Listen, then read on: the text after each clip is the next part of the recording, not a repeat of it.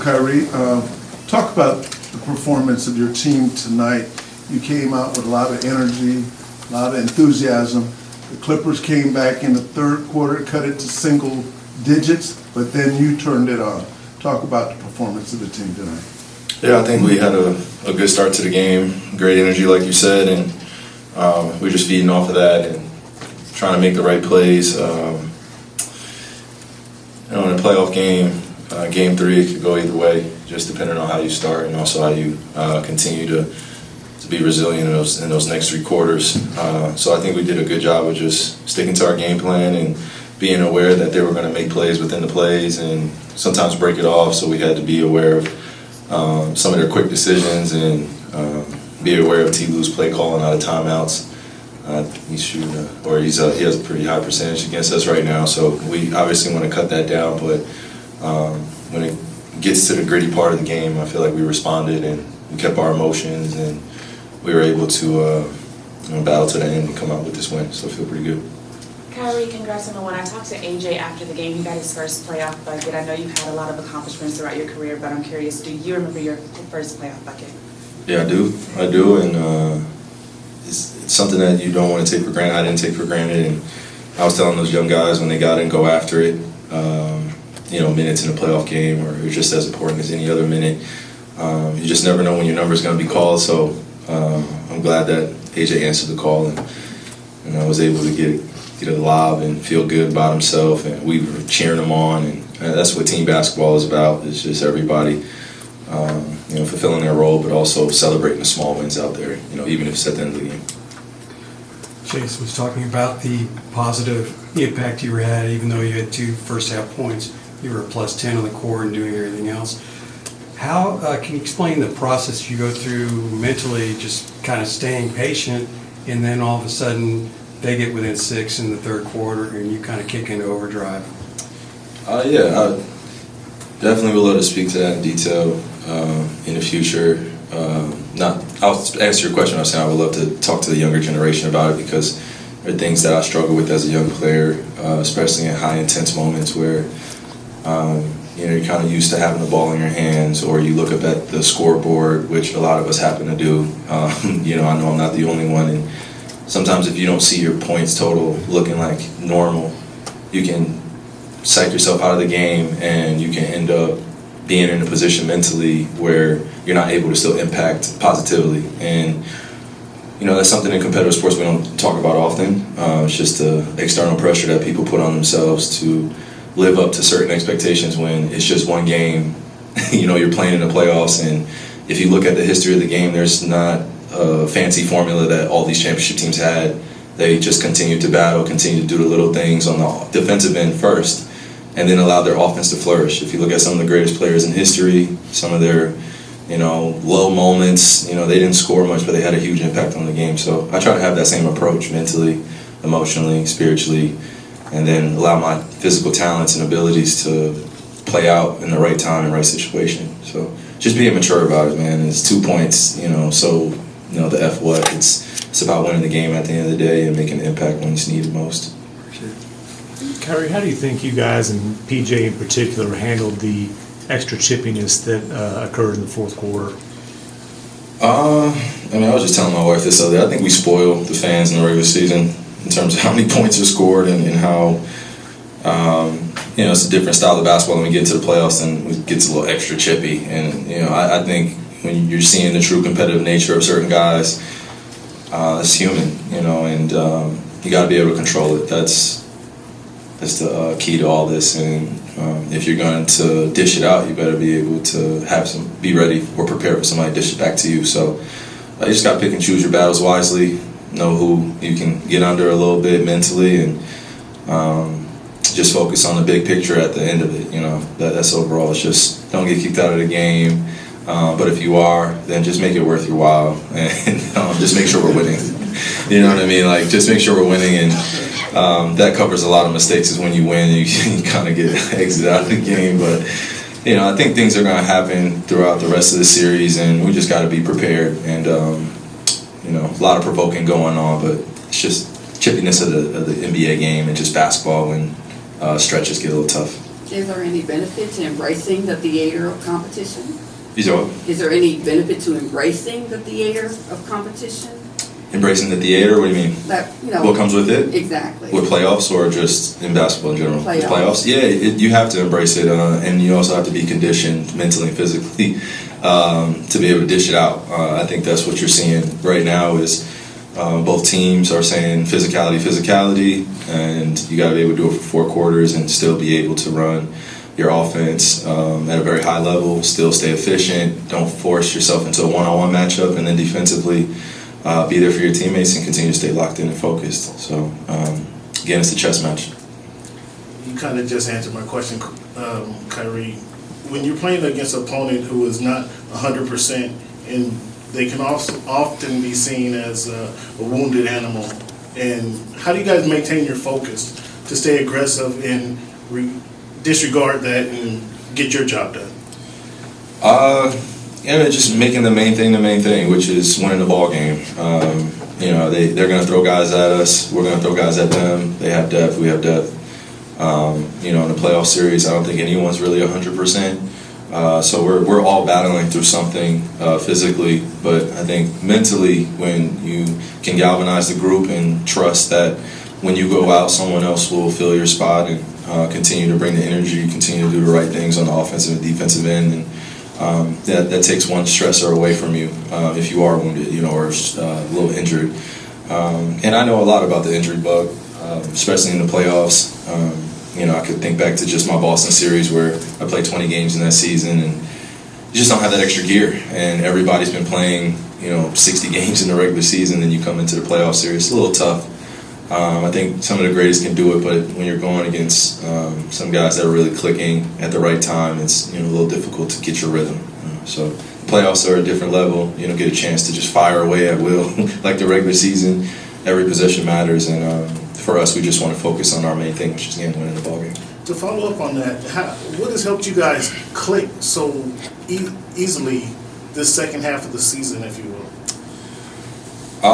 We just took a look in the mirror, and we had a lot of bonding time off the court, and we just did things as a team, and we went through adversity. We talked about it. We were very honest in our therapy sessions that we used to have after games sometimes, or at times, and we just were ready to move on to the next thing. We don't have time for distractions. You got to eliminate all those. So that's been pretty much the MO in our locker room is, when teams are coming at us, look back at the times where we did not live up to our standard and use that as motivation and energy to continue to put your best foot forward. And I can live with the results, and I'm sure as Luka walks into, and J Kidd and the rest of us, we can live with the results if we put our best foot forward and the team just beats us that night. Or we're not shooting particularly well and we can rely on our defense or vice versa. So just keeping the big picture ahead of us. You're 19, you first forced 19 turnovers, 12 steals, and 7 or 8 blocks. To put it in the NBA theme this year, is the Mavs defense a thing now? I don't know if we're necessarily looking for recognition. We'll see if this journey continues and we get to the big stage, and we can honestly be judged at the end of the season that way. But it's just another game 3, and us just going back and watching film tomorrow and continuing to see where we can get better, because we definitely weren't perfect tonight. I feel like we did some great things, and we can celebrate that. But overall, we just know we have to keep that hunger inside of us and continue to want to be better. Guys, we usually discuss foul trouble. We'll say 3 fouls in the first half or 4 fouls in the third quarter. You picked up your 4th, and you only had 2 points, but the rest of the game, you had 19. You didn't pick up another foul. How did you manage that? How do you usually manage that? And how did you have so much success throughout foul trouble today? Well, I would like to continue my streak of not fouling out of games. I think that's a positive. I like to think of myself as a valuable asset out there, so just got to play it smart and also understand that they're going to be targeting me a little bit, and just be able to respond and just use my IQ to the best of my ability. It's not going to be the last time that I have 4 fouls, so just preparing for those moments and just reverting back to what I was talking about before, just trusting that the guy that comes in for me during that time also has that ability of belief and confidence from me that he can continue to either continue to run or give me a breather or give me time to be able to settle my thoughts, because there were some fouls that I was committing that are uncharacteristic, and I got to be real with myself and be accountable. Some of them I just can't commit, and so you look at it 20/20 hindsight, and you're like, I should do this better. But at the end of the day, it's a team game, so I got to trust whoever comes in with me, and those situations are going to come up again. And we just got to be prepared as a team to deal with them. Thank you, Guy.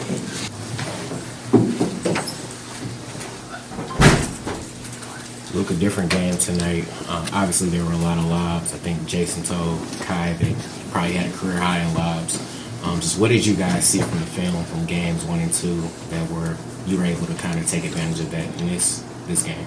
I think our defense dictated the offense. So, I think we didn't play great offensively, especially me, but we won the game. That's all that matters. Just a quick follow-up. What does the lob alley-oop do for you, guys, momentum-wise? It's easy 2 points. Luka, in game 1, you and Kai talked about the physicality has to be better. What's your assessment in game 2 and game 3, which y'all won on the physicality? Great. I think we took 2 steps in the physicality. So I think these last 2 games was great physical-wise. So with these 3 games passed, so we got to focus on the next one. And when you see PJ, the crowd's going and he makes that pose, and we see you smiling, what's going through your mind, and how do you feel about PJ just protecting the team? Amazing, man. Amazing. I have nothing else to say. The thing he does, he's a team player. He helps all of us. I'm just really happy we got him on our team. Luka, you talked about the physicality, but there was obviously some altercation type stuff tonight. How do you think you yourself and then the team responded to all that? That's fine. It's playoff basketball. There's always going to be some.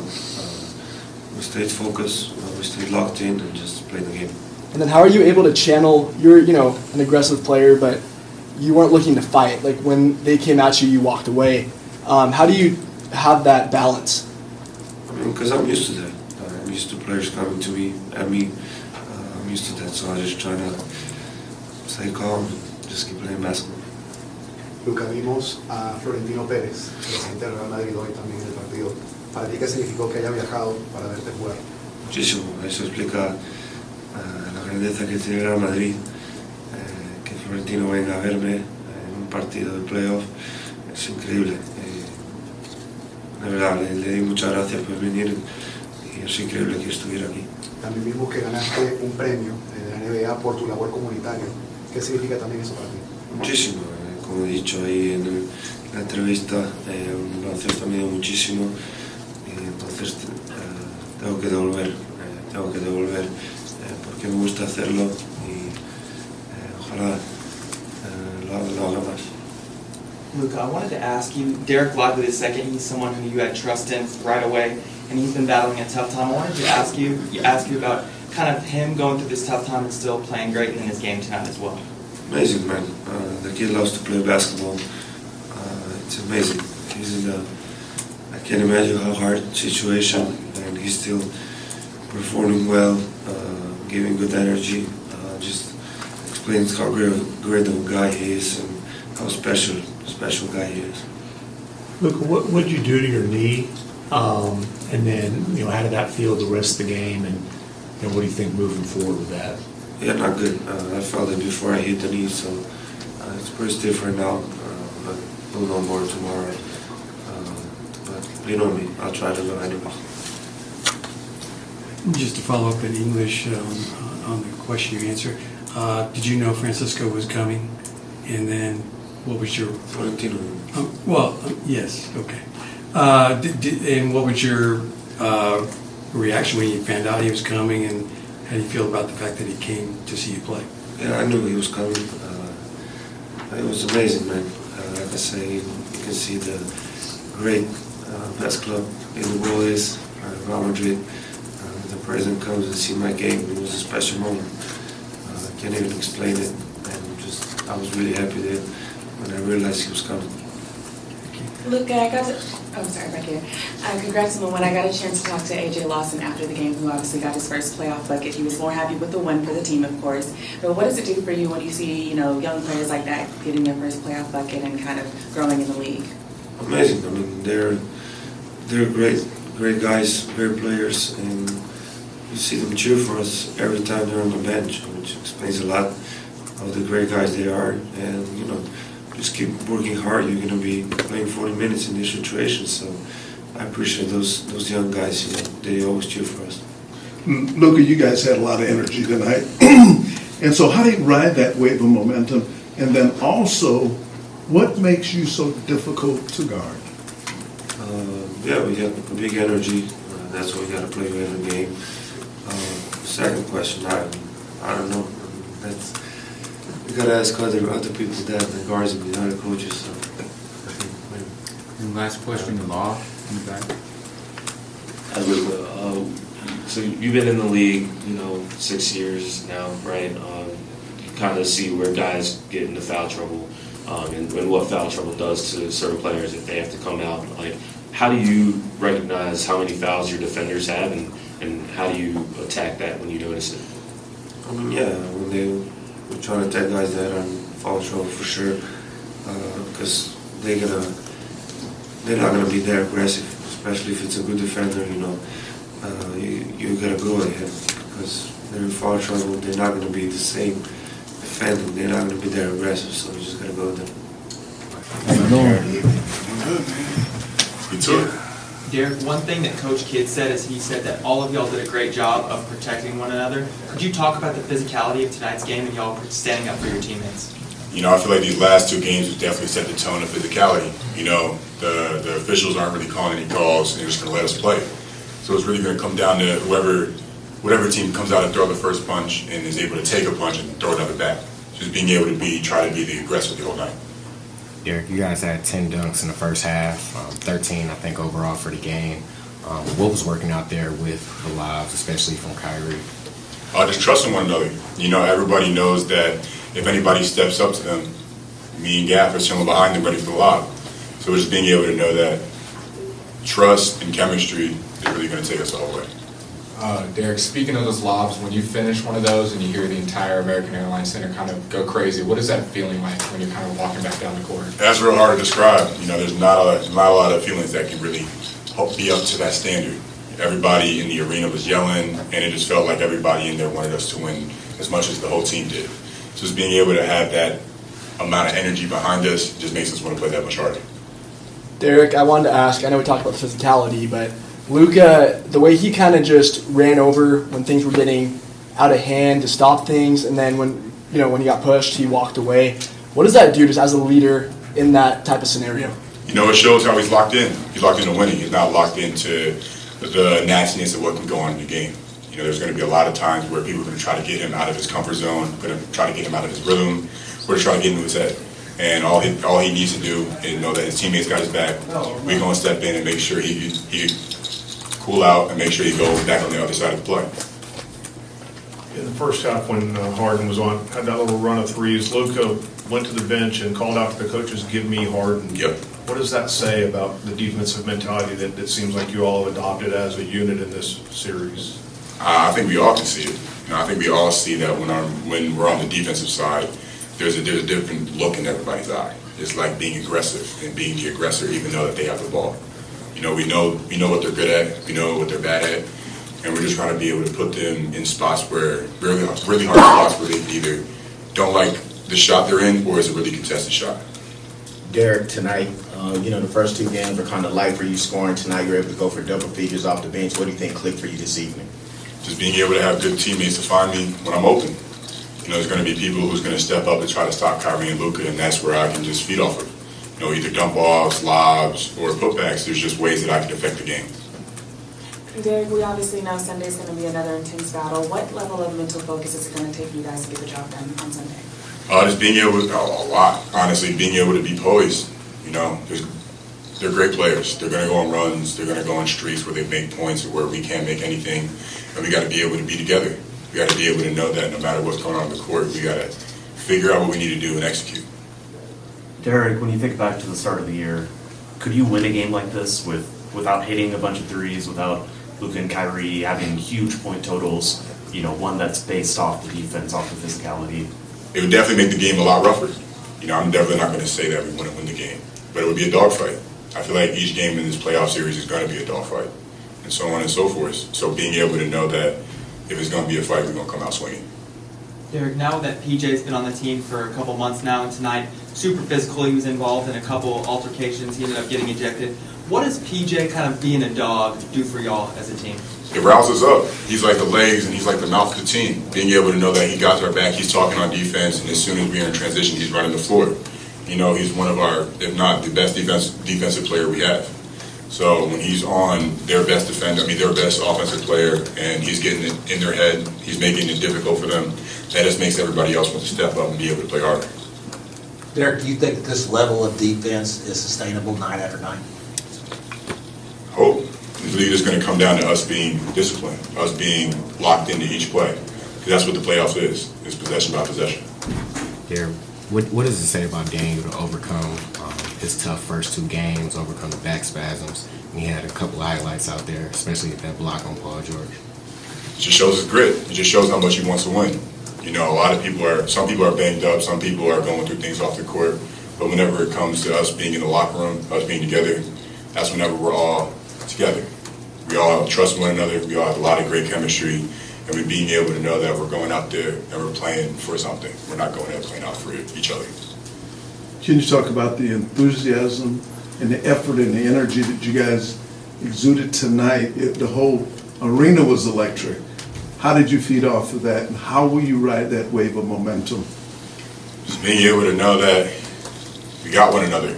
No matter if the arena's full, if the arena's empty, we're playing basketball. We go out there, we have each other's backs. We go out there and make sure that no matter what's going on, no matter who has a run or not, we're going to be able to know that we got to do what we got to do.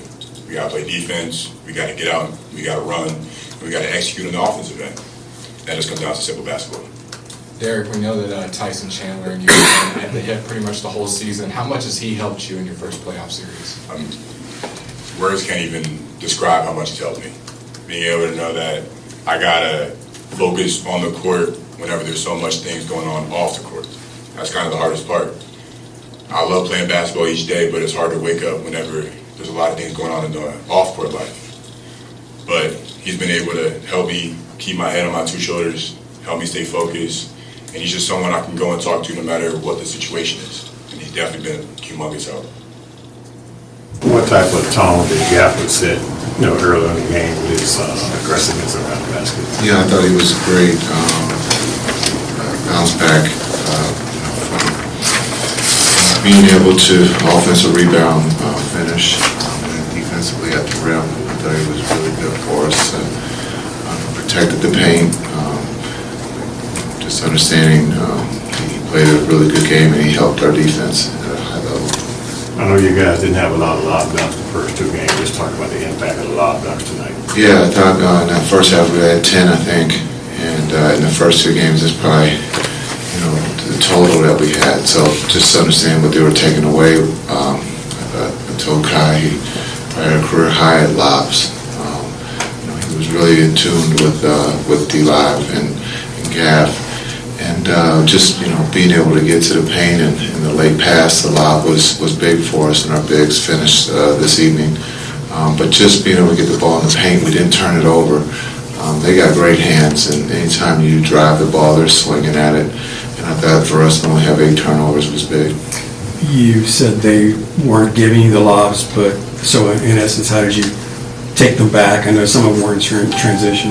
Yeah, I think when you look at just being able to get the ball in the paint and Kai's ability to score in the paint, and so you have to pick your poison. If you're going to let him get going, he will take it, and then for him to be able to read that they step up, he's able to dump it off. And I thought being the quarterback between him and Luka tonight was at a high level with the lob and being able to get others involved.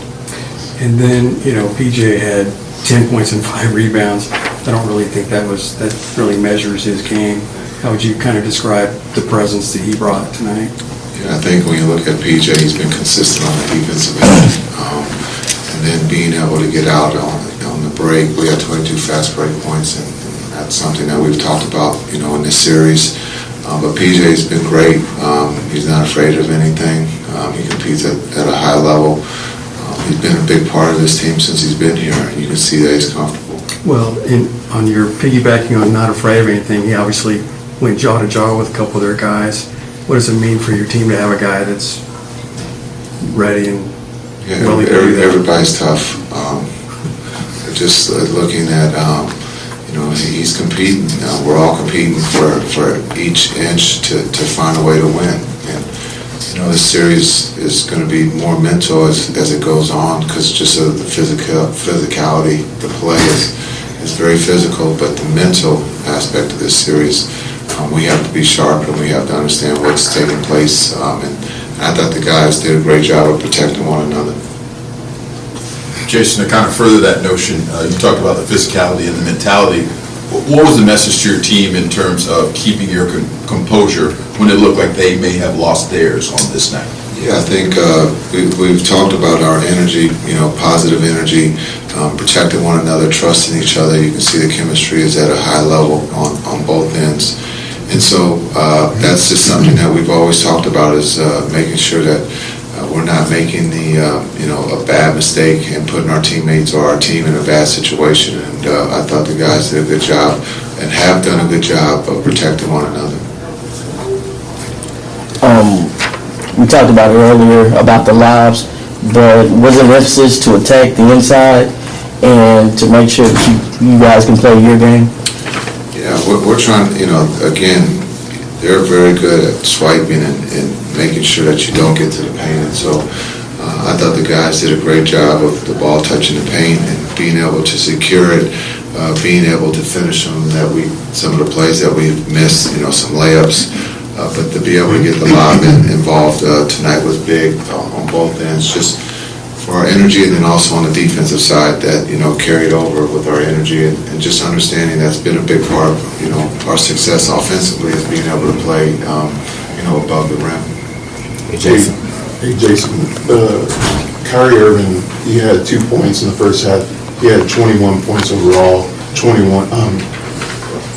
19 points in the second half. Just what's your assessment on his impact that he has when he can get it going at any time to help your team out? Yeah, I think to be able to have,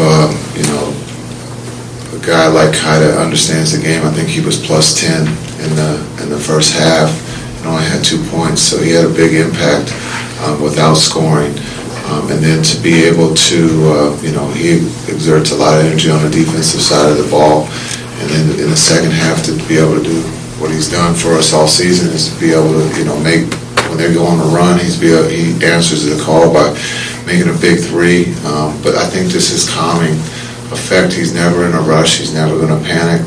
He feels that everything's under control, and the guys trust him out there on the floor. And you can see that in the second half. Coach, how would you rate the energy, effort, and enthusiasm of your team tonight? It was good. We got a long ways to go, but this is a great stepping stone for us to be able to continue to keep building. We haven't done anything. We protected home half of the serve is now to protect Sunday, just like we did at their place. We won that second game, so we understand what's at stake for Sunday, and now we got to go back and see how we can get better. Jason, Luka had 12 points, 5 rebounds, and 5 assists in the second quarter after leading the game in the first. Just what can you share with us about the injury he had, and what does it say that he was able to kind of fight through it for the rest of the game? Yeah, I think, I don't know if he was hurt. I don't think he ever left the bench. Just to be able to play the minutes that he's playing, play 40. We got his minutes down tonight. Understanding we lean on him to do a lot for us on the offense and defense side of the ball. But I don't know if it was hurt or he was just trying to get warmed up. But he had a lot of good looks for us. He created a lot of baskets for our teammates. But again, defensively, I thought he was big. In that first half, he came up with some really incredible plays, some deflections, and he was in the right place at the right time defensively. Coach Kidd, with Josh Green, he played more minutes tonight than both of the first two games combined. What did you think of his overall performance and specifically his defense on some of the Clippers stars? Yeah, Josh was great. He was great. He stepped up. We had someone down. He stepped in and played his role and did his job tonight. And we're going to need him to do that Sunday. Jason, you guys had 19 turnovers. What's impressed you most about your defense through these first 3 games, and how do you keep it going on Sunday? That's something that we've taken pride in, is trying to, be one of the best defensive teams in the league against the Clippers, who are, future Hall of Famers that got weapons everywhere. And so we're just trying to make it tough, and we're getting our hands on some of the passes. We're rebounding the ball, which is big. You can't give them second opportunities. And so just, again, trying to make it tough, understanding Harden, is not just going to let you do what you want. He's shooting the 3 at a high rate. We got to figure out how to slow him down a little bit. But, again, we're active on the defensive end. We're going to need that for Sunday. Thank you. The last question. I know you talked about the aggressiveness on the other side of the ball, but what about the efficiency from the bigs in this game? Yeah, our bigs were big, and I think in the first 2 games, in game 1, we didn't exist there, but I thought in the second half of game 1 we showed up, and I think since game 1 in the second half, we've been playing mass basketball, and so we got to continue. This is a veteran ball club. They've been in every situation, so there's nothing for us to celebrate. We got to get back to work tomorrow and get ready for Sunday. Thank you.